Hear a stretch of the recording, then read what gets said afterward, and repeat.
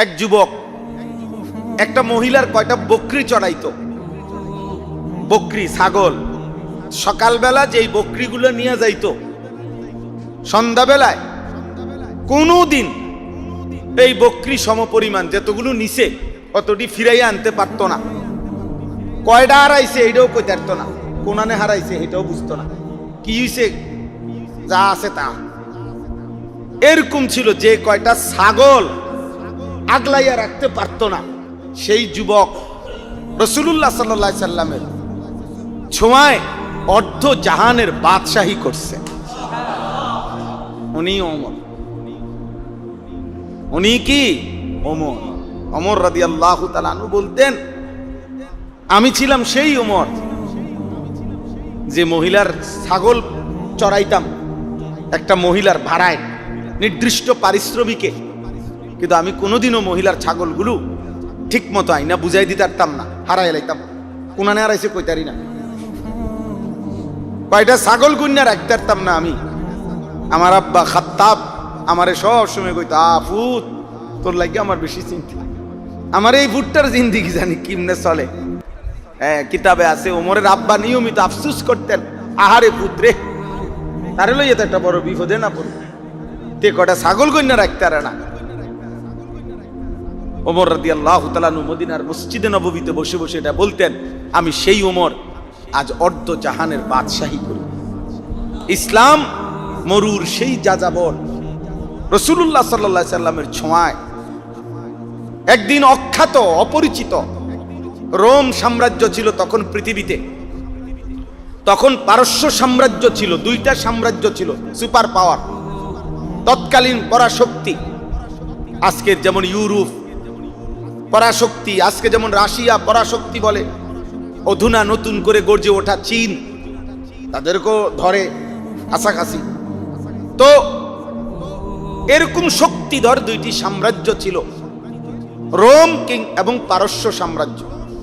Rome তো এখনো Rome, Italy, ইটালির রাজধানীর নাম এখনো রোম না, এই রোম বিশাল সাম্রাজ্য। এখন যেদূর ইটালি এদূর না, বিশাল বড় সাম্রাজ্যের নাম ছিল রোম সাম্রাজ্য। আর হলো পারস্য মানে আজকের ইরান, ইরাক এবং আশপাশ মধ্যপ্রাচ্যের বড় অংশ।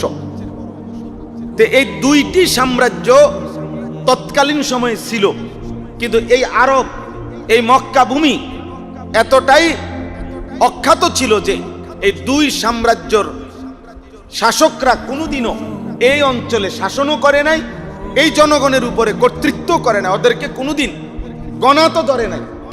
এরা ছিল বেদুইন, এরা ছিল যাযাবর, বকরির দুধ খাইয়া পাহাড়ে জঙ্গলে চৈরা যাদের জিন্দিগি চলতো, আর কিছু লোক ব্যবসা করত। এই অল্প কিছু জীবনটা একেবারেই অখ্যাত ছিল। কিন্তু নবী সাল্লাল্লাহু আলাইহি ওয়াসাল্লাম আসলেন, তাদেরকে গড়লেন, সাজিয়ে তুললেন। এবার পারস্যের বাদশার সামনে তারা রাজ দরবারে দাঁড়িয়ে, কিতাবের মধ্যে আছে নবী সাল্লাল্লাহু আলাইহি সাল্লামের সাহাবী রিবিঈ ইবনে আমের, ওনার নাম রিবিঈ, এই উনাকে পারস্যের সেনাপতি রুস্তম, যাকে মহাবীর রুস্তম বলে, এই রুস্তম জিজ্ঞেস করছিল, মাল্লাযী জাআ বিকুম, কি সাহস, কি কারণ আরবের সেই অখ্যাত এলাকা থেকে পারস্য সাম্রাজ্যের বিরুদ্ধে তোমরা এই অঞ্চলে কেন আসলা, কেন আসছো তোমরা? এই তখন একজন সাহাবী তিনি বলছেন, রিবিঈ ইবনে আমের, আল্লাহু ইবতাআসানা, প্রথম কথা হলো সেনাপতি আমাদেরকে আল্লাহ পাঠাইছে। দ্বিতীয় কথা হলো কেন, লিনুখরিজা মান শাআ মিন ইবাদাতিল ইবাদ ইলা ইবাদাতিল্লাহি ওয়াহদা, আমরা এসেছি আল্লাহর ইচ্ছায় মানুষকে মানুষের গোলামি থেকে উদ্ধার করে মানুষের সৃষ্টিকর্তা আল্লাহর গোলামিতে অভ্যস্ত করতে। কি শব্দ! আমিন দাইকিদ দুনিয়া ইলা সাআতিদ দুনিয়া ওয়াল আখিরা, সংকীর্ণ এই দুনিয়ার থেকে মুক্ত করে দুনিয়া এবং অনন্তকালের আখিরাতের প্রশস্ততার দিকে টেনে নিয়ে আসতে আমরা এসেছি। অমিন জৌরিল আদিয়ান ইলা আদলিল ইসলাম। পৃথিবীর সমস্ত ধর্মের নামে, মতবাদের নামে যত জুলুম মানবতার উপরে চলতেছে, এই সমস্ত জুলুমের মতবাদ আর ধর্মের বেড়াজাল ছিন্ন করে ইনসাফপূর্ণ ইসলামের দিকে নিয়ে আসতে আমরা আগমন করেছি। এই জন্য ভাইয়া এই প্রথম কথাটা বললাম, ইসলাহ, সংশোধন একজন মানুষের খুব জরুরি। আর এই জন্য যথাযথ ব্যবস্থা নেওয়া, নিজেকে কোনো আল্লাহওয়ালা, নিজেকে কোনো মুত্তাকি, ফরহেজগার, আল্লাহর কোনো নেক বান্দা, তার সান্নিধ্যে নিজেকে গড়ে তোলা জরুরি। ফেসবুক টিপ্পা আপনি ভালো মানুষ পারতেন না, মোবাইল টিপ্পা পারতেন না। বই পইরা বাংলা বাজার থেকে বই কিনবেন অথবা চক বাজার থেকে বই কিনে আনবেন, আর বই পড়ে পড়ে আপনি নিজের জীবন নিজে গড়ে ফেলবেন, পারতেন না। কোন যুগে আল্লাহ তাআলা আসমানি কোন গ্রন্থ, ছোট কিংবা বড়, আল্লাহ মনোনীত পুরুষ নবী রাসূল ব্যতীত শুধু কিতাব পৃথিবীতে কোনো কালে এককভাবে পাঠান নাই। যে আমি আল্লাহ তাআলা একটি কিতাব পাঠাইছি, নিজেরা পড়ে নিও, নিজেদেরকে গড়ে নিও, এমন নাই। আল্লাহ তাআলা এমন কোনো কিতাব পাঠান নাই, এমন ছোট কিংবা বড়। 104খানা কিতাব, 4টা বড়, 100 ছোট। কিন্তু ছোট হোক বড় হোক, 10 পৃষ্ঠার হোক আর 114টা সূরাওয়ালা হোক, আল্লাহ তাআলা কোনোটাই শুধু কিতাব পাঠান নাই, বরং আগে নবী পাঠাইছেন, এরপরে আল্লাহ তাআলা কিতাব পাঠাইছেন। আগে বুঝানেওয়ালা পাঠাইছেন, আগে মাহদি পাঠাইছেন, মানে পথ প্রদর্শক, আগে রাহবার পাঠাইছেন, আগে তারপরে কিতাব নাজিল করেছেন। তাইলে বোঝা গেল আগে সান্নিধ্য জরুরি, তারপরে ওই সান্নিধ্য প্রাপ্ত ব্যক্তির মাধ্যমে কোরআন সুন্নাহর আলোকে নিজেকে গড়া জরুরি। বুঝছেন নি কথাটা? এইটা এই প্রজন্ম বুঝলে ভালো। বর্তমান জেনারেশন এটা একটু বুঝতে চায় কম। অনেকেই আছে যারা শুধু কেবল মোবাইল নির্ভর, ফেসবুক নির্ভর, ইউটিউব নির্ভর, বিভিন্ন অ্যাপস নির্ভর, যাই কিছু ধর্মকর্ম করতে চায়, তো এটা করতে গিয়েও উপযুক্ত আলেমের সাথেও এই কোনো বাংলা অনুবাদ দিয়া তর্ক বাজায় দেয়। এটা ঠিক না, এটা সুন্দর না, এটা সুন্দর না, এটা সুন্নাহ সম্মত। আপনি বলার অধিকার আছে, আপনি জানার অধিকার আছে, আপনি শেখার অধিকার আছে, কিন্তু এটারও একটা শরীয়তে জিজ্ঞাসা করার, শিখার, জানার সুন্নাত সম্মত পদ্ধতি আছে। বুখারীর হাদিস আছে, রাসূলুল্লাহ সাল্লাল্লাহু আলাইহি ওয়াসাল্লাম, আমি নিজে পড়াইছি আলহামদুলিল্লাহ, কিতাবুল ইলমে হাদিস আছে, বুখারী শরীফে আছে। নবী সাল্লাল্লাহু আলাইহি সাল্লাম একদিন মনে করেন এরকম সাহাবাদের সামনে বয়ান করতেছেন, মাঝখান দিয়ে এক সাহাবী দাঁড়াইয়া বলছে, মাতাসসা, ইয়া রাসূলুল্লাহ, কিয়ামত কোন দিন হবে? ভাইয়া মোবাইলওয়ালা ভাই, মোবাইল এটা উঠায়েন না ভাইয়া, মোবাইল দিয়ে ভিডিও করা যাবে না, হাইসো না মিয়া,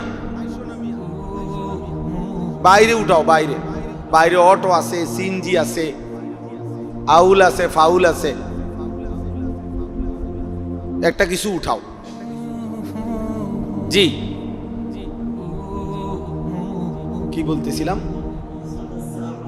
জি, ওই সাহাবী বলছে, ইয়া রাসূলুল্লাহ, মাশাআল্লাহ, জাযাকাল্লাহ, বলছে কিয়ামত কখন হবে? হাদিসে আছে, বুখারীর riwayat। নবী সাল্লাল্লাহু আলাইহি সাল্লাম তৎক্ষণাৎ কোনো উত্তর দেন নাই, উনি ওনার কথা চালায় গেছেন। নবী সাল্লাল্লাহু আলাইহি সাল্লাম পুরা কথা শেষ করে আল্লাহ নবী সাল্লাল্লাহু আলাইহি সাল্লাম এইবার বক্তব্য শেষ হইছে আর বললেন, আইনা আস-সাইল, ওই প্রশ্নকারী কোথায়, কি যেন বললা? তো উনি আবার দাঁড়ায় বলছে, ইয়া রাসূলুল্লাহ, কিয়ামত কখন হবে? আল্লাহ নবী সাল্লাল্লাহু আলাইহি সাল্লাম বললেন, ইজা বুসিদাল আমরু ইলা গায়রি আহলিহি ফান্তাজিরিস সাআ। যেই কোনো জিম্মাদারি, দায়িত্ব যখন অনুপযুক্ত ব্যক্তির হাতে ব্যাপকভাবে দিতে থাকবে, তখন তুমি অপেক্ষা করবে যে তখনই যে কোনো সময় কিয়ামত হবে। দায়িত্ব দিতে থাকবে কাকে? অযোগ্যদের হাতে, ইলা গায়রা আহলিহি, অনুপযুক্ত অযোগ্য ব্যক্তির হাতে যখন দায়িত্ব সুপর্দ করতে থাকবে সব বিষয়ে, তখনই মনে রেখো কিয়ামত ঘনায় যাবে। তখন অপেক্ষা করো, কিয়ামত যে কোনো মুহূর্তে চলে আসে। তাহলে ভাই, আমি মূল উদ্দেশ্য হলে আমার প্রথম কথা এটা বুঝানো, ইসলাহি মাহফিল, সংশোধনের মাহফিল আমাদের জন্য জরুরি, আমার জন্য জরুরি, আমার জন্য জরুরি। সংশোধন সাইয়্যিদুল আম্বিয়া নবী মুহাম্মদ সাল্লাল্লাহু আলাইহি সাল্লাম, তার জীবনেও আল্লাহ কর্তৃক সংশোধন ছিল। অতএব এর পরে আর কারো জন্য পৃথিবীতে ইসরাফিলের ফু পর্যন্ত ওনার সংশোধনের আর কিছু নাই, এই কথা বলার কোনো সুযোগ নাই। বুঝেন নাই কথাটা?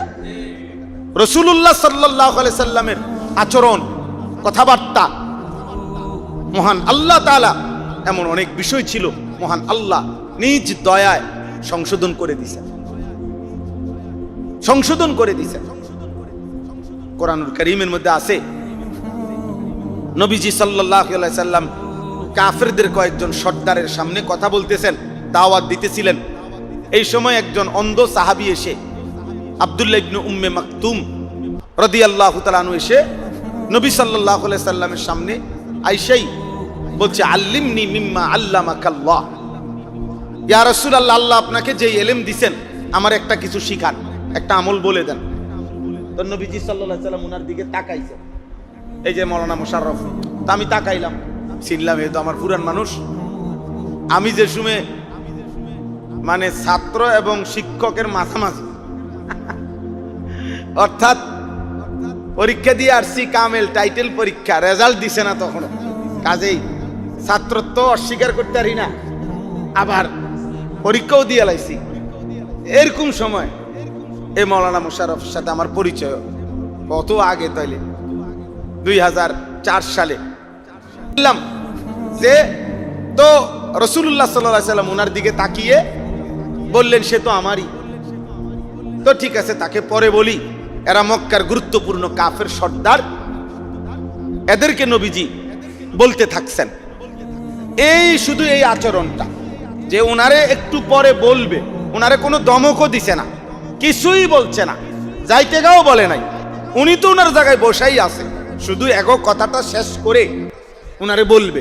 এর দূরে শুধু মহান আল্লাহ তাআলা একটা সূরা নাজিল করে ডাইরেক্ট জিব্রাইলকে পাঠিয়া নবী সাল্লাল্লাহু আলাইহি সাল্লামের এই আচরণ সংশোধন করে দিছে। দোস্ত, ঘটনাটা কি? চেহারার দিকে ফিরে দিয়ে আবার চেহারা ফিরায় নিলেন, অন্ধ দেখে না। আবাসা ওয়া তাওয়াল্লা আন জাআহুল আ'মা, একজন অন্ধ আসলো আপনার কাছে, আপনি তার দিকে তাকিয়ে আবার চেহারা ফিরালেন কেন? এরপরে আল্লাহ বলতেছেন, আপনি এই দুইজনের মধ্যে পার্থক্য করেন। সে ঈমানদার, সে নিশ্চিত আপনার কথা মানবে, আমল করবে, কিন্তু বাকিগুলো বেঈমান, এর কোনো নিশ্চয়তা নাই এরা ঈমান আনবে।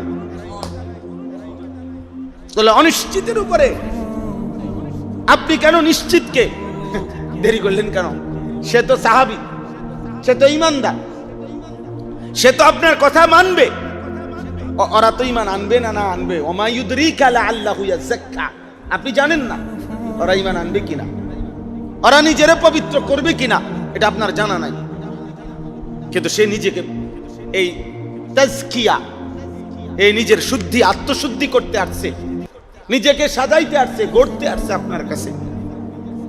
আল্লাহ তাআলা বললেন, এটা ঠিক হলো না, সামনের দিকে এটা খেয়াল রাখবেন। কাল্লা ইন্নাহা তাযকিরা, সাবধান, এটা কিন্তু আপনাকে উপদেশ দিলাম। কাকে? নবী সাল্লাল্লাহু, হাদিস আছে এরপরে যখনই নবীজি সাল্লাল্লাহু আলাইহি সাল্লাম ওরম দরজায় ঢুকতেছে এই আব্দুল্লাহ ইবনে উম্মে মাকতুম অন্ধ সাহাবী, ওইরকম দূরে থাকতেই দেখলেই নবীজি আগে বলতেন মারহাবান, মারহাবা, আও সব কথা বন্ধ, আও তুমি কথা বাবুরে, হ্যাঁ তোমার দিকে তোমার মালিক চাইয়া থাকে। কি কইলে? তোমার মালিক তোমার দিকে তাকায় আছে। কি আসছে? আমি এটার থেকে এটাও তো বুঝি, এটাও বুঝি যে রাসূলুল্লাহ সাল্লাল্লাহু আলাইহি সাল্লাম তাকে যেমন আল্লাহ তাআলা ভীষণ ভালোবাসতেন, খোদার কসম নবীর আদনা থেকে আদনা সমস্ত সাহাবাকে আল্লাহ তাআলা এই পরিমাণ ভালোবাসতেন যে সাহাবাদের দিকেও মহান আল্লাহ তাকায়া থাকতেন, আর এক যাররা সাহাবীর মনে কষ্ট মহান আল্লাহ তাআলা সহ্য করতেন।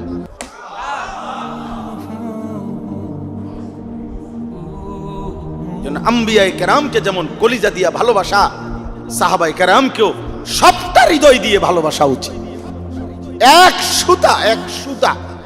এক সুতা পণ্ডিতি করতে গিয়ে, চালাকি করতে গিয়ে, মাতবুরি করতে গিয়ে, গবেষণা করতে গিয়ে, বুদ্ধি চর্চা করতে গিয়ে, ইতিহাস চর্চা করতে গিয়ে কোনো কিছুর নামে সাহাবায়ে কেরামের গায়ে দাগ লাগে এমন যাররা পরিমাণ কলম ধরা বা মুখে বলা একদিনও উচিত না, কোনোভাবে উচিত না, কারো জন্য উচিত না বেটা, কারো জন্য উচিত না, কারো জন্য না।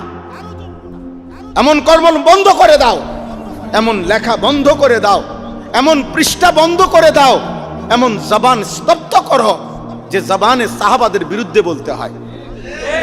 থামো, তুমি থামো বেটা। আরশ আজিম থেকে জমিনে যারা সেজদা দিলে, আরশ আজিম থেকে জমিনে যারা রুকু দেয়, সেজদা দেয়, আরশের মালিক আল্লাহ বলে, বন্ধু আমি সাক্ষী দিলাম এদের প্রতিটা সেজদা, প্রতিটা রুকু আমি আল্লাহর সন্তুষ্টির জন্য হইতেছে, আমি সাক্ষী দিলাম। ইয়াবতাগুনা ফাদলাম মিনাল্লাহি ওয়া রিদওয়ানা তারাহুম রুকআন সুজদা। আপনি তাকিয়ে দেখেন, আল্লাহ বলতেছে বন্ধু তাকিয়ে দেখেন আপনার সাহাবীগুলো কেমন সুন্দর রুকু করতেছে, কেমন সুন্দর সেজদা করতেছে। আল্লাহ বলেন আমি সাক্ষী দিলাম এদের প্রতিটা রুকুতে, প্রতিটা সেজদাতে এরা আমি আল্লাহর সন্তুষ্টি, আমার দয়াই তালাশ করতেছে। আমাদের নামাজের ফলাফল আমরা শুনলাম হইলে আখিরাতে, আর সাহাবায়ে কেরামের নামাজের উদ্দেশ্য মাকসাদ হাসিল হইতেছে তো নগদ জমিনেই শুনতেছে। এটা কিটা বিষয় না, আপনার আমার কেউ বলতে পারবে না আমাকে কোন নামাজের কি হালাত। সাহাবী শুনতেছে যে ওনার লাগে কইতেছে, ওনার কথা বলতেছে। সীমাহুম ফি ওয়ুজুহিহিম মিন আসারিস সুজুদ। আল্লাহ তাআলা বলে বন্ধু প্রতিটা সাহাবীর দিকে তাকিয়ে দেখেন, প্রত্যেকটা সাহাবীর চেহারায় সেজদার চিহ্ন ঝলঝল করছে। এমন সুন্দর কথা শুনবার পরে, আল্লাহ তাআলার এমন সাক্ষী শুনবার পরে কারো কলিজার মধ্যে এক সুতা পরিমাণ সাহস করা উচিত না সাহাবায়ে কেরামের ব্যাপারে কোনো কথা বলা, কোনো কথা বলা। এজন্য শুধুমাত্র বলার জন্য মাইক পাইলেই বলা, কলম পাইলেই লেখা না, না। আল্লাহ আমাদেরকে বুঝার তৌফিক দান করে। চলেন আব্বা, তাইলে আমরা এটা বুঝাইলাম আপনাদের কাছে, এটা বলতে চাইলাম প্রথম কথা, এই ইসলাম যে কয়জন বুঝছেন এখানে অধিকাংশই আমাদের পরিচিত মানুষ, মহব্বতের মানুষ আপনারা। এই জন্য আপনাদেরকে আরো জোরদার করলাম, আরো তাকিদ দিলাম, প্রত্যেকেই কোনো না কোনো আল্লাহ ওয়ালার সোহবত সান্নিধ্যে নিজের ইসলাহ করবেন, মানে ধারাবাহিক সম্পর্ক রাখবেন, ধারাবাহিক সম্পর্ক রাখবেন। বলেন ইনশাআল্লাহ। আপনি কথা বলিয়েন না ও যে এখন আর ওই জামানার পূর্বের জামানার বুজুর্গ নাই, না। যদি পূর্বের জামানার বুজুর্গ এখন আর নাই তো আমনেও এখন আসার কি দরকার ছিল? আমনেও তো ওই সময় থাকলে ভালো হইতো। আমনে আসেন এই জমানায়, বুজুর্গ আইতে এই জমানাতে, ঘটনা কি? কথা বুঝেন না? আপনি আইলেন এই জমানায়, আর আমনের ঠিক করানোর লাগে বুজুর্গ আইতে হইব আরো 500 বছর আগের থেকে, এটা বিরাট ব্যবধান হয়ে যাব না? বোঝেন নাই আব্দুল বাড়ি ভাই? এটা হইল নি কথাটা, যে ওনার হেই লোক নাই, আমনে হেই লোক নাকি? যে আসলে আমি তো আছি আজ থেকে 500 বছর আগের মানুষ, কিন্তু বুজুর্গ তো নাই 500 বছর আগে। অতএব প্রত্যেক জামানায় মানুষের ইসলার জন্য আল্লাহ প্রদত্ত ব্যক্তি মনোনীত আছে, আছে কিনা বলেন? আল্লাহ তৌফিক দান করেন। কোরআনুল কারীমের যে আয়াত পড়ছি, এই আয়াত 12 নম্বর পারা 11 নম্বর সূরা, সূরায়ে হুদ। এই সূরার 18 নম্বর আয়াত আমি আপনাদের সামনে সংক্ষেপে এবার অল্প সময় তর্জমা করি। আল্লাহ তাআলা বলতেছেন, ওমান আযলামু মিম্মান ইফতারা আলাল্লাহি কাযিবা, তার চাইতে বড় জালেম আর কে হতে পারে যে আল্লাহর ব্যাপারে মিথ্যা অপবাদ আরোপ করে। আল্লাহর ব্যাপারে যে মিথ্যা অপবাদ দেয়, তার চাইতে বড় জালেম আর কে হতে পারে? আজলাম আধিক্যবোধক শব্দ। ও ভাই কথা বলো না, ভাই ভাই এটা ভিতরে কথা বলো না, যার কথা বলা দরকার বাইরে গিয়া বলো। ভাই বাবা আমি অনুরোধ করলাম, আমার কষ্ট দিয়েন না, পণ্ডিতি করেন না কেউ, এখানে বসে মাতবরি করেন না কেউ, কেউ কাউরে বুঝানোর দরকার নাই এখানে বসে, আপনি বুঝেন শুধু, হয় না বুঝতে ওরে বাদ দেন।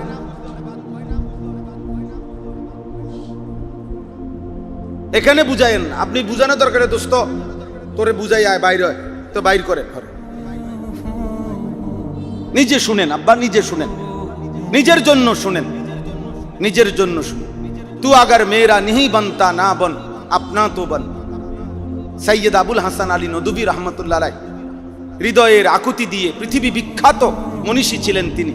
তিনি এ কথাটা বলতেন যে হে প্রিয় বন্ধু, তুমি যদি আমার জন্য কোনো উপকারে নাই আসো, তুমি যদি এই পৃথিবীর কোনো উপকারে নাও আসো, নিজের জন্য ভালো হও, নিজের জন্য কমপক্ষে নিজের জিন্দেগি ঠিক করো। আপনা তো বান, নিজের জন্য তো কমপক্ষে নিজেকে সাজাও।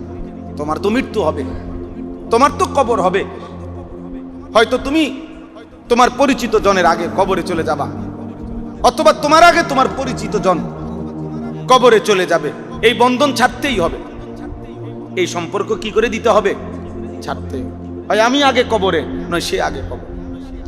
অতএব এই বন্ধন ছেড়েই দিতে হবে, ছেড়ে যেহেতু দিতেই হবে, কাজে কমপক্ষে প্রতিনিয়ত নিজের আত্মভাবনা এটা খুব জরুরি। মানুষের কল্যাণ এটাও জরুরি, মানুষের উন্নয়ন এটাও জরুরি, কিন্তু নিজের দিকে ফিকির রাখা এটা আরো বেশি জরুরি। তো আল্লাহ তাআলা বলেন, তার চাইতে বড় জালেম আর কে হতে পারে যে আল্লাহর ব্যাপারে মিথ্যা অপবাদ দেয়, মিথ্যা অপবাদ আরোপ করে। তাফসীরের মধ্যে আছে মক্কার কাফেররা, কুরাইশরা, বেঈমানরা, পাপীরা নানাভাবে কখনো আল্লাহর বিষয়ে, কখনো রাসূলের বিষয়ে, কখনো কোরআনের বিষয়ে অযৌক্তিক, অবান্তর, অবাস্তব কথা বলতো। এজন্য তাফসীরের মধ্যে লিখছে 3 জিনিসে আল্লাহর উপরে মিথ্যা অপবাদ দেওয়া হয়। 1 নাম্বার তাওহীদ, লা ইলাহা ইল্লাল্লাহ। এই বিশ্বাসের বিপরীতে যেই কোনো রকমের চিন্তা, চেতনা, যেই কোনো রকমের বক্তব্য, বিশ্বাস লালন করা, মুখে বলা, ধারণ করা, এটা আল্লাহর উপরে মিথ্যা অপবাদ দেওয়া। বুঝছেন? তাওহীদের বিরোধী। জীবনের সকল কিছুতে হাসি, কান্না, আনন্দ, বেদনা, সুখ, দুঃখ, প্রত্যাশা, প্রাপ্তি, চাওয়া পাওয়া, প্রয়োজন, ব্যক্তি জীবন, ঘর সংসার, স্ত্রী সন্তান, বাজার ব্যবসা, আয় উপার্জন, সুস্থতা অসুস্থতা, সব কিছুতেই লা ইলাহা ইল্লাল্লাহ। সুজা হিসাবে সব কিছুতেই কি লা ইলাহা ইল্লাল্লাহ, লা ইলাহা ইল্লাল্লাহ। অসুস্থ শরীর তো সুস্থতার ক্ষেত্রে আল্লাহই একমাত্র প্রকৃত সুস্থ করে নেওয়ালা। হযরত আবু বকর সিদ্দিক রাদিয়াল্লাহু তাআলা আনহু কিতাবের মধ্যে আছে, ওনার ইন্তেকালের সময় ওনাকে জিজ্ঞেস করা হয়েছিল যে আমিরুল মুমিনিন আবু বকর সিদ্দিক রাদিয়াল্লাহু তাআলা আনহু ওনাকে জিজ্ঞেস করে বলাইছে যে হাল নাদউ লাকা তাবিবান, আপনি প্রচন্ড অসুস্থ, আমরা কি আপনার জন্য একজন ডাক্তার ডাকবো? তখন তিনি বলছে আত-তাবিবু ক্বাদ রাআনি, ডাক্তার সব তো আমারে দেখছে। তো সাহাবারা বাকিরা জিজ্ঞেস করিলেন তো ফামা ক্বালা, তো ডাক্তার সব দেখে কি বলল? বুঝেন নাই? তখন হযরত আবু বকর সিদ্দিক রাদিয়াল্লাহু তাআলা আনহু বলেন ইন্নাহু ক্বালা, ডাক্তার সব বলছে আনা ফাআলুল লিমা ইউরিদ, আমি এমন মালিক যে মালিক যা ইচ্ছা তাই করতে পারে। মানে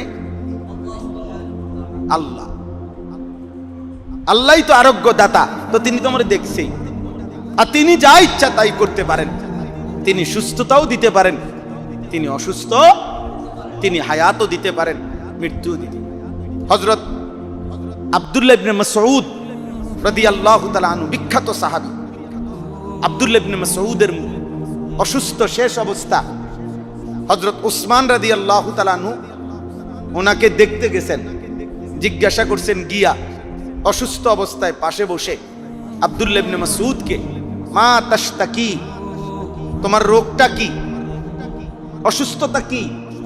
তো তিনি বলছেন জুনুবি, আমার সারা জিন্দেগীর গুনাহ, এগুলাই আমার রোগ, আমার গুনাহগুলো। তো বলছেন ওমা তাশতাহি, ওসমান রাদিয়াল্লাহু তাআলা আনহু বলেন আব্দুল্লাহ ইবনে মাসউদ, এখন তুমি চাচ্ছ কি, কি চাচ্ছ? তিনি বলেন রাহমাতু রাব্বি, আমার রবের রহমত চাচ্ছি। রোগ আমার গুনাহ, আমি চাচ্ছি আমার আল্লাহর কাছে আল্লাহর রহমত চাই। তখন হযরত ওসমান তৃতীয় নম্বরে বললেন, হ্যাঁ এ একই কথা, হাল আদউ লাকা তাবিবান, আমি কি তোমার জন্য একজন রাষ্ট্রীয় বড় ডাক্তার, রাজ কবিরাজ ডাকবো কি, আনবো কি? তখন আব্দুল্লাহ ইবনে মাসউদ এই একই কথা বলছে, আত-তাবিবু ক্বাদ আমরাদানি, না না, যিনি ডাক্তার তিনিই তো আমাদের রোগাক্রান্ত করেছেন, ডাক্তার সাহেবই তো আমারে অসুস্থ বানাইছেন, আপনি আবার ডাকবেন কীর্তেন? অর্থাৎ আমারে তো অসুস্থতা থেকে সুস্থতা দানকারী আল্লাহ, তো আমার রোগের অসুস্থতা তো দিছেনই তিনি, তো সুস্থ তো করবেন তিনি।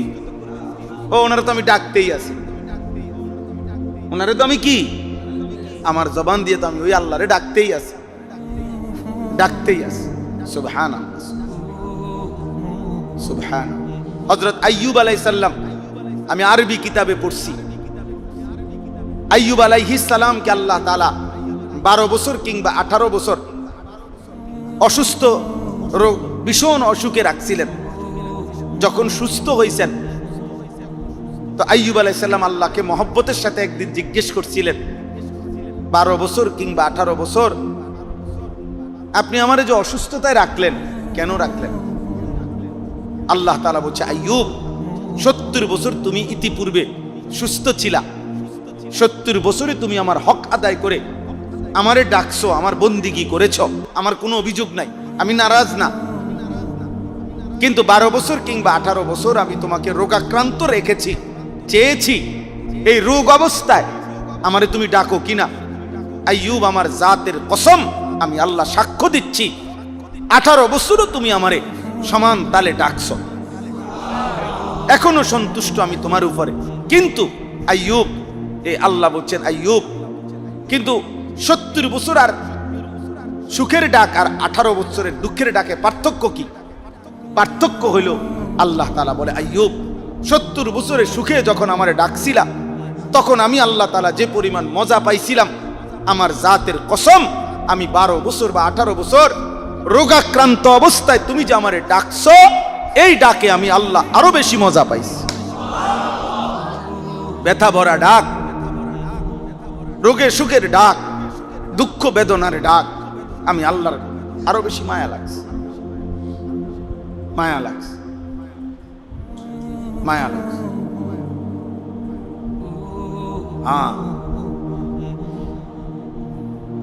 আমাদের বাংলাদেশের একজন অন্যতম বুজুর্গ আছেন, ফুলচুয়ার হজরত, ঢাকা ফরিদাবাদ মাদ্রাসার প্রধান মুফতি, বাংলাদেশের সর্বজন শ্রদ্ধেয় বুজুর্গ আলেম। এদেশে শত শত হাজারো আলেম যার হাতে মুরিদ, যার বায়াত, আল্লামা মুফতি আবু সাঈদ দামাত বারাকাতুহুমুল আলিয়া, মুফতি আবু সাঈদ সাহেব ফুলচুয়ার হজরত। আমি ওনার জীবনে বহু বয়ান শুনছি। আমি সব সময় এটা বলি, সাক্ষ্য দেই, আমার দিল বলে, উনি যখন আল্লাহ বলে আমার কাছে মনে হয় 7 সমুদ্রের গভীরতা থেকে আল্লাহ তাআলার মোহব্বত নিয়া উনি আল্লাহ বলে ডাক দেন। মানে এর চাইতে গভীর ডাক হইতে পারে না। আপনি শূন্য দেখেন উনি যে সময় ডাক দেন, উনি যখন ডাক, এই জন্য প্রিয় ভাই, এটা জরুরি বিষয় যে সব অবস্থায়, সুস্থতা অসুস্থতা, চাকরি ব্যবসা, আয় উপার্জন, নওজোয়ান ভাই তোমাদের কাছেও বলি ভাই, জিন্দিগির চাহিদা পূরণ তোমারে দিয়ে তুমি পারতা না রে ভাই। মোবাইল দেখে দেখে অনেকের এই চাহিদা, নফসের চাহিদা, লজ্জাস্থানের চাহিদা, জিন্দিগি শেষ করে দিচ্ছে।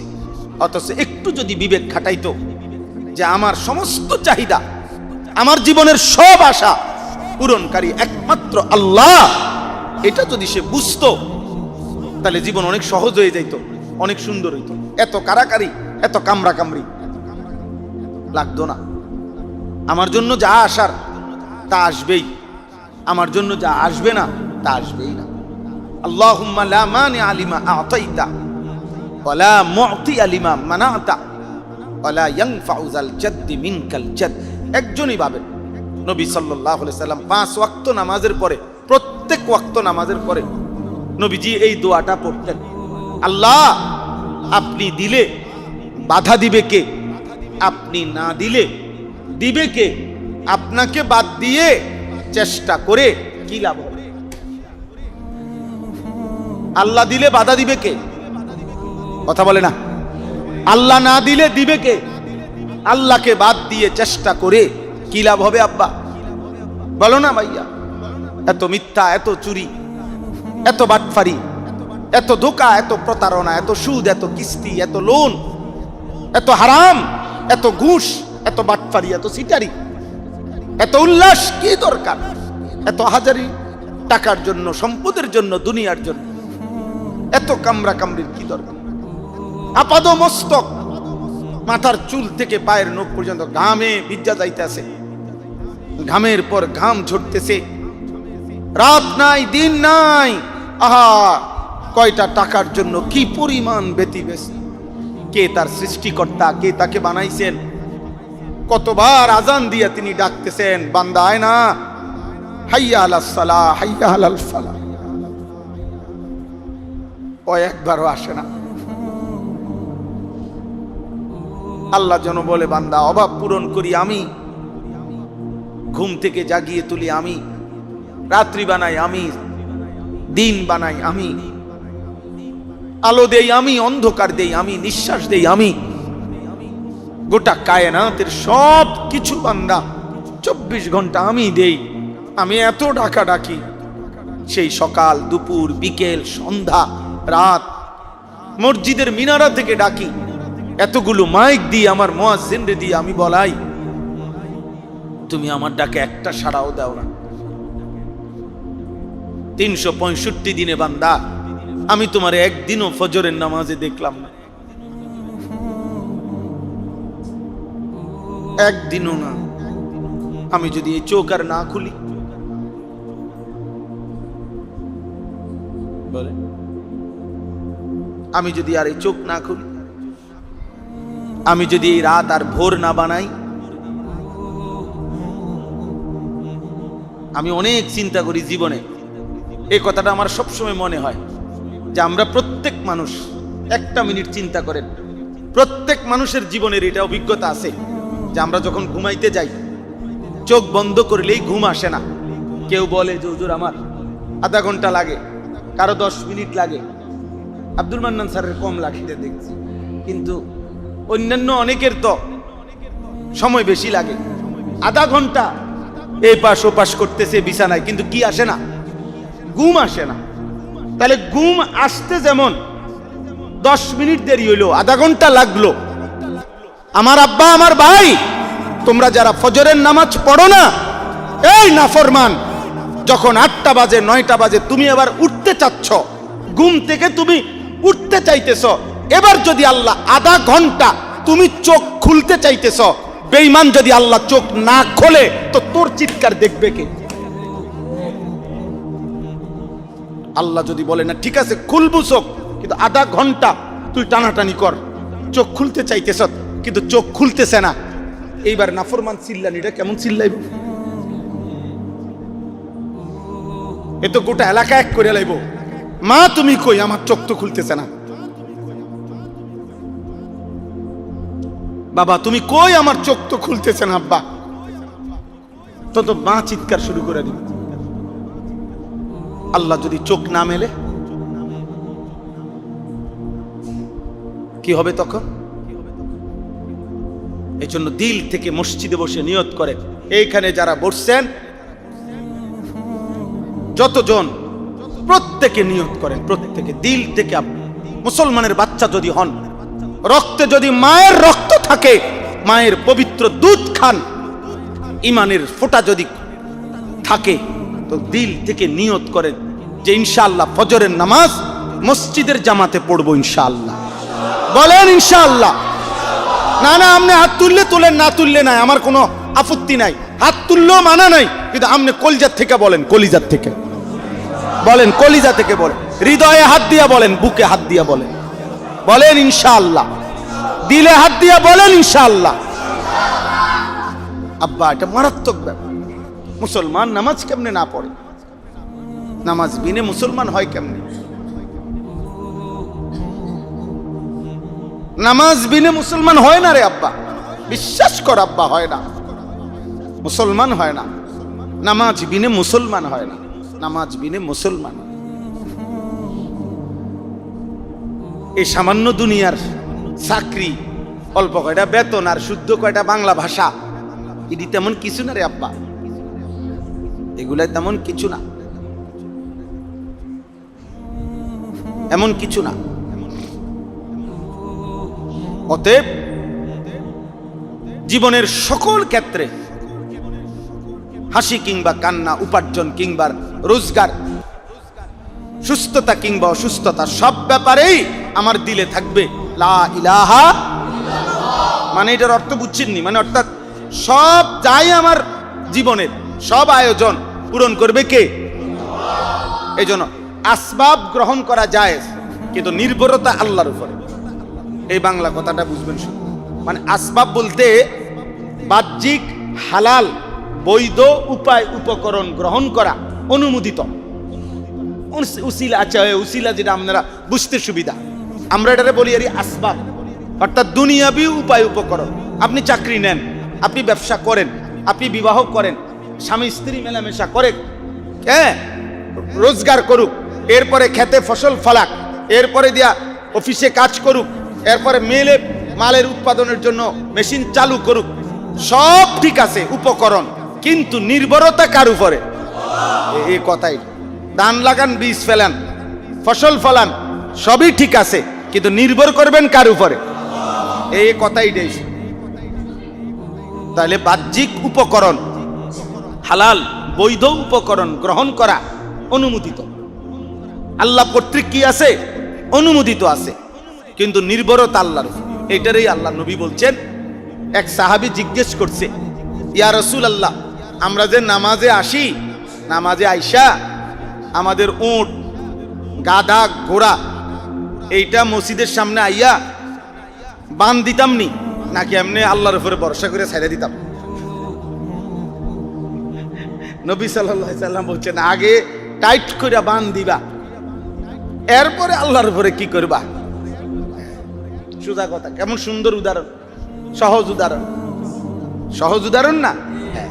বান দিবে টাইট করে। তাহলে বাহ্যিক উপকরণ গ্রহণ করা কি আছে? যায়, কিন্তু নির্ভরতা। আর যদি এটা যার মধ্যে যেই কোনো ব্যাপারে না থাকে, তো এই ব্যক্তি জালেম, এই ব্যক্তি আল্লাহর উপরে মিথ্যা অপবাদ দেয়। 2 নাম্বার, রাসূলুল্লাহ সাল্লাল্লাহু আলাইহি সাল্লামের 23 বছরের জিন্দেগীর যাররা পরিমাণ সুন্নাত, তরিকা, রাসূলুল্লাহ সাল্লাল্লাহু আলাইহি সাল্লামের কথা, সিদ্ধান্ত, বক্তব্য, মন্তব্য, আচরণ, উচ্চারণ, নবী সাল্লাল্লাহু আলাইহি সাল্লামের এর যেই কোনো আদনা থেকে আদনা, ছোট্ট থেকে ছোট্ট কথাটাকেও অবমূল্যায়ন করা, প্রত্যাখ্যান করা, এটা আল্লাহর উপরে মিথ্যা অপবাদ দেওয়া। এটা যেন আমি এটাই আল্লাহকে বললাম, আয় আল্লাহ, এই বিষয়ে আপনি আপনার নবীর মাধ্যমে যেটা করতে বলছেন, এটা আপনি সঠিক সিদ্ধান্তটা দিতে পারেন নাই। এক্ষেত্রে আমি যেটা গ্রহণ করছি এটা বেশি বেশি সুন্দর। আপনি আপনার নবীর মাধ্যমে সিদ্ধান্ত দিছেন টাকনুর উপরে পড়তে প্যান্ট, পায়জামা, লুঙ্গি, এটা বর্তমান আধুনিকতার সাথে মানানসই, এটা পারেন নাই, নাউজুবিল্লাহ।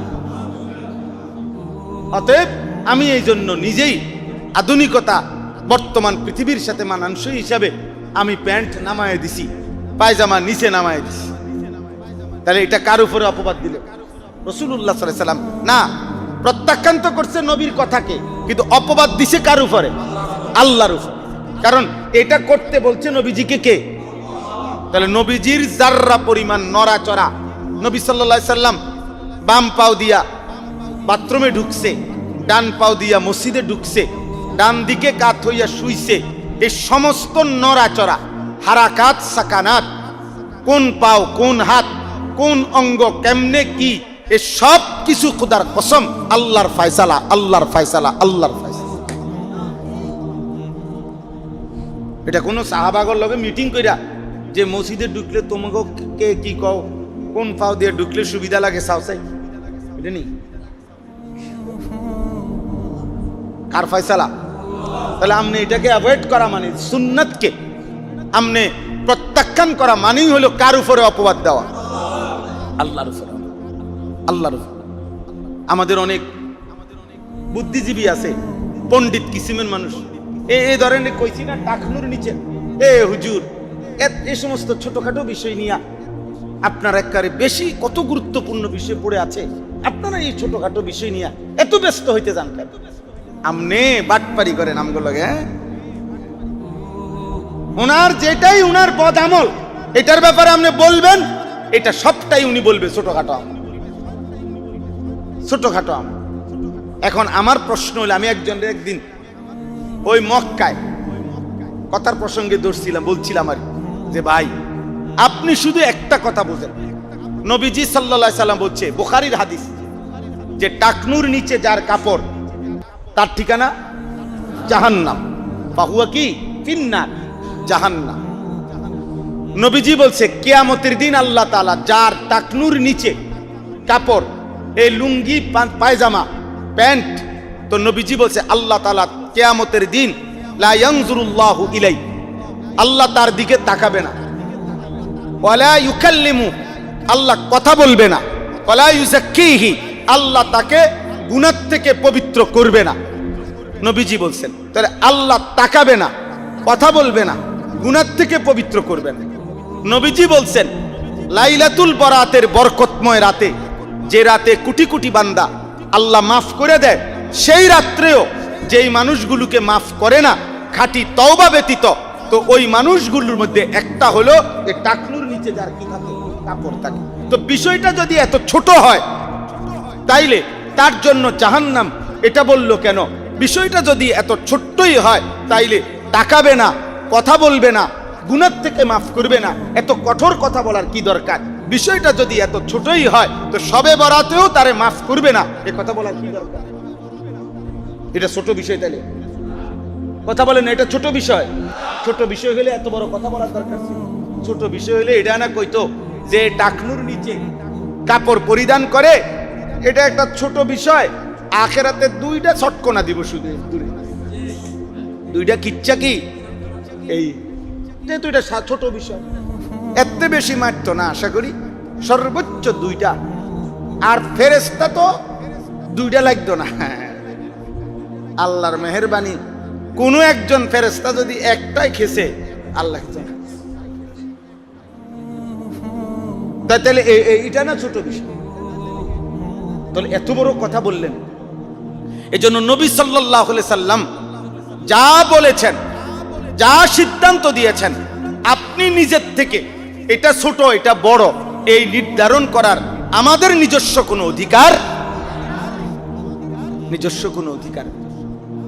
তাহলে 2 নাম্বার হলো রাসূলুল্লাহ সাল্লাল্লাহু আলাইহি সাল্লামের পুরা জিন্দেগি সমস্ত সুন্নাত গ্রহণ করা, একেবারে মাথার চুল থেকে পায়ের নখ পর্যন্ত। আপনি ধীরে ধীরে ভাবেন, আপনি ধীরে ধীরে চেষ্টা করেন। আমার আব্বা, আমি দেরি করতেছি না, শেষ করে দিচ্ছি। এই কথা বলে পরের অংশ শুধু তর্জমা বলুন, পরের অংশ আর ব্যাখ্যা লাগবে না।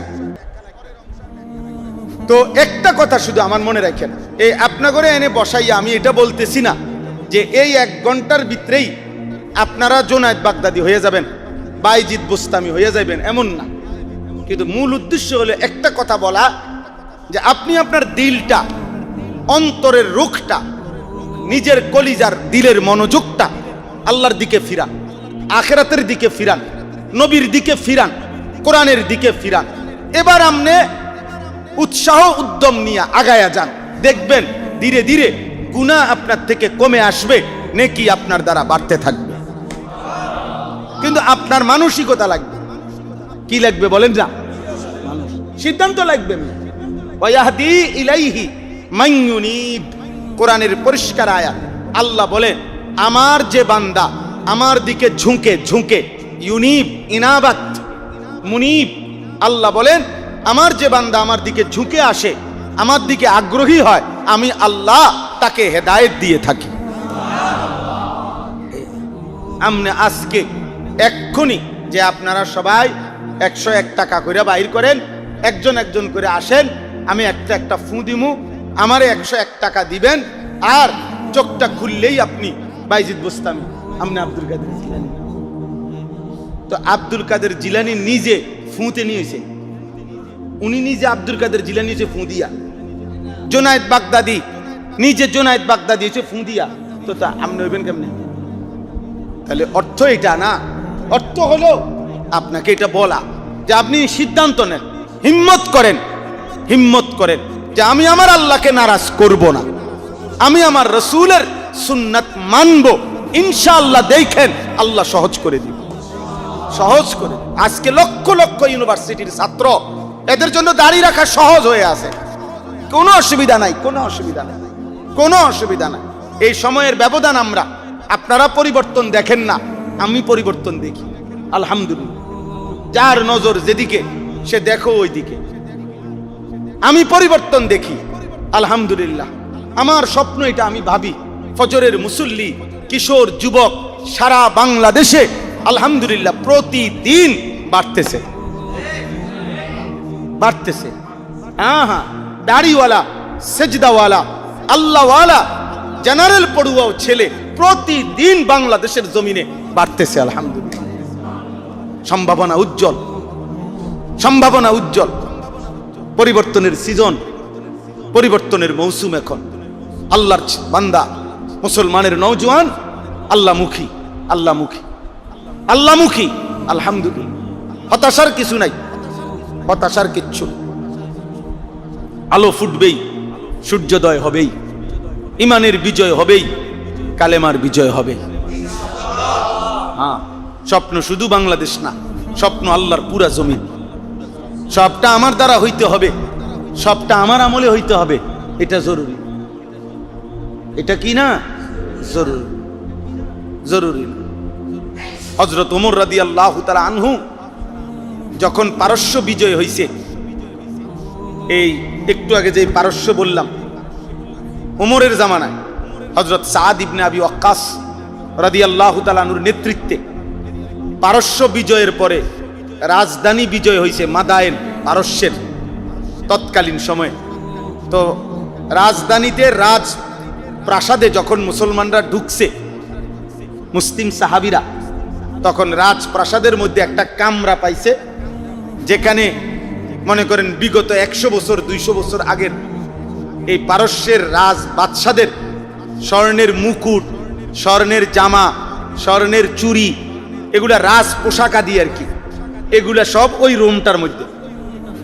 তো মুসলমান সাহাবীরা এগুলা একদম যেমনে ছিল, কোনো কাটাছিরা না কইরা সুন্দর করে প্যাকেটিং করে মদিনায় আমিরুল মুমিনিন ওমর রাদিয়াল্লাহু তাআলা দরবারে পাঠাইছে। তো পাঠাইছে আর মসজিদে নববীর বারান্দার মধ্যে এটি খুলছে আর অনেক সাহাবী যারা ছিল ওনারা দেখতে আসছে, চারিদিকে গোল হইয়া দাঁড়াইছে। তো ওমর রাদিয়াল্লাহু তাআলা মনে করেন এমনি তাকাই একজন সাহাবী সুরাকা ইবনে মালিক ওনার নাম, উনি সেই সাহাবী নবীজি যখন মক্কা থেকে মদিনায় হিজরত করে মদিনার কাছাকাছি যাওয়া অবস্থায় যারা নবীজিকে 100 উটের লোভে খুঁজতেছিলেন, উনি একজন সুরাকা। কিন্তু কাছাকাছি গিয়া আল্লাহর কুদরতে 3 বার ওনার ঘোড়ার পাও ডাইব্বা গেছে, নবীজিকে ধরতে পারে নাই। তৃতীয়বারে উনি বুঝছে, তখন আল্লাহর নবী সাল্লাল্লাহু আলাইহি সাল্লামের হাতে কালেমা পড়ে মুসলমান হয়ে গেছে। তো যখন মুসলমান হইছে এই হিজরতের পথে, যখন নবী সাল্লাল্লাহু আলাইহি সাল্লাম, আবু বকর ওনারাই ঘর হারা না ওনারা, এখন ওনাদেরই কিছু নাই। তো তখন নবীজি বলছে, এমন একটা কথা বলছে, সুরাকা সেদিন কেমন লাগবে যেদিন তোমার গায়ে পারস্যের রাজ পোশাক, রাজ মুকুট পরানো হবে। তো সুরাকা ইবনে মালিক কিছুই বুঝে নাই, কইছে নবীর কথা, নবী কইছে, হ্যাঁ কি কইছে, কি বুঝাইতে চাইছে কিছুই বুঝে নাই। কোথায় সেই হিজরতের সময়, আজকে নবী সাল্লাল্লাহু আলাইহি সাল্লাম ইন্তেকাল করছে, আবু বকর সিদ্দিক খলিফা হইল, উনি ইন্তেকাল করছে, ওমর রাদিয়াল্লাহু তাআলা আনহু খলিফা হইয়া 6.5 বছর চলে গেছে। এরপরে এই আজকে যখন পারস্যের এই রাজ মুকুট পরানো হচ্ছে, তো এই সাহাবী ওমর রাদিয়াল্লাহু তাআলা আনহু তো এত কিছু জানে না, উনি এমনি ওনারই ডাক দিছে, সুরাকা এদিকাও, চাই এগুলা তুমি কাঁদ দোসে কিতাবে আছে, সুরাকা এগুলো গায়ে দাও। তো হযরত সুরাকা ইবনে মালিক তিনি এই রাজ মুকুট, রাজ পোশাক, স্বর্ণের পোশাক পরিধান করতেছে আর কাঁদতেছে। ওমর রাদিয়াল্লাহু তাআলা আনহু তখন বললেন, সুরাকা এটা বুঝে এটা কান্দার কথা, বেটা এত সুন্দর দামি জামা, বাদশার শাহী জামা পরাইতে আসি, তুমি ব্যা করে কান্দে, এখন কান্দো কেন? এটা তো কাঁদার কিছু না, এটা তো খুশির বিষয়। সুরাকা ইবনে মালিক বলছে, আল্লাহর কসম, আমিরুল মুমিনিন আমার নবীর কথা যে এতটা সত্য হবে আমি তো কল্পনাও করতে পারি। বলছে মানে জানেন, এই হিজরতের দিন আমি যখন কালেমা পড়ছিলাম, সেদিন তো আমার নবী আমার এই কথাটা বলছিল যে সুরাকা সেদিন কেমন হবে যেদিন তোমার গায়ে পারস্যের বাদশার পোশাক পরানো। আজ দেখি এটা সত্যই, আজ দেখি এটা। আমার বলার উদ্দেশ্য হলো, সাহাবায়ে কেরাম রাসূলুল্লাহ সাল্লাল্লাহু আলাইহি ওয়াসাল্লামের এই মিশনকে তো ওমরের জামানায় অর্ধ পৃথিবী পর্যন্ত পৌঁছাইয়া, রাজপ্রাসাদ পর্যন্ত, রাজ দরবারগুলো পর্যন্ত পায়ের নিচে ফেলে দিছে। কিন্তু প্রথম বদরের যুদ্ধে, উহুদের যুদ্ধে যেই সাহাবারা শাহাদাত বরণ করছে, ওনারা তো এই দৃশ্য দেখে না, ওনারা দেখছিনি, কিন্তু ওনাদের পবিত্র রক্তের উপরে, ওনাদের কুরবানির উপরেই, ওনাদের শাহাদাতের উপরেই পরবর্তীতে অর্ধ পৃথিবী মুসলমানদের বাদশাহী হয়েছে। তাইলে আমার ভাই, আমার বন্ধু, আমার নওজোয়ান কোন সাথী, তুমি এখন মেহনত করো, তুমি মেহনত করো আল্লাহর জন্য, দ্বীনের জন্য। সফলতা তুমি দেখে যাইতে হবে জরুরি না, আমি দেখে যাইতে হবে জরুরি না। সফলতা 30 বছর পরের কেউ দেখবে, 100 বছর পরের কেউ হয়তো সফলতা দেখবে, কিন্তু আমাকে যথাযথভাবে মেহনত করেই যাইতে হবে। ইনশাআল্লাহ, ইনশাআল্লাহ।